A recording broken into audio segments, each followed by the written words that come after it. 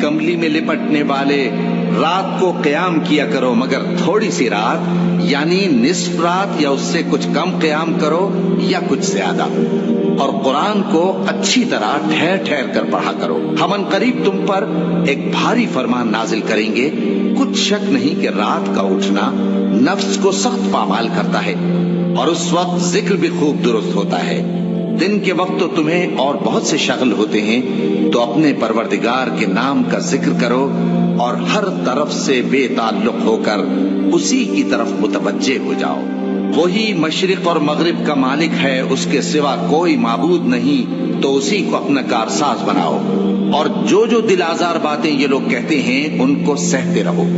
اور خوبصورتی سے ان سے کنارہ کش رہو، اور مجھے ان جھٹلانے والوں سے جو دولت مند ہیں سمجھ لینے دو، اور ان کو تھوڑی سی مہلت دے دو۔ کچھ شک نہیں کہ ہمارے پاس بیڑیاں ہیں اور بڑی زبردست آگ ہے، اور گلے میں اٹکنے والا کھانا ہے، اور درد دینے والا عذاب ہے۔ جس دن زمین اور پہاڑ کانپنے لگیں اور پہاڑ ایسے بھربھرے ہو جائیں گے جیسے ریت کے ٹیلے، اے اہل مکہ، جس طرح ہم نے فرعون کے پاس موسیٰ کو پیغمبر بنا کر بھیجا تھا، اسی طرح تمہارے پاس بھی محمد صلی اللہ علیہ وآلہ وسلم ایک رسول بھیجے ہیں جو تمہارے مقابلے میں گواہ ہوں گے۔ سو فرعون نے ہمارے پیغمبر کا کہا نہ مانا تو ہم نے اس کو بڑے دردناک انداز سے پکڑ لیا۔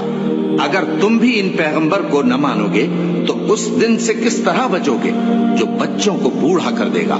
جس سے آسمان پھٹ جائے گا۔ یہ اس کا وعدہ پورا ہو کر رہے گا۔ یہ قرآن تو نصیحت ہے، سو جو چاہے اپنے پروردگار تک پہنچنے کا راستہ اختیار کر لے۔ تمہارا پروردگار خوب جانتا ہے کہ تم اور تمہارے ساتھ کے لوگ کبھی 2/3 رات کے قریب اور کبھی آدھی رات اور کبھی تہائی رات قیام کیا کرتے ہو،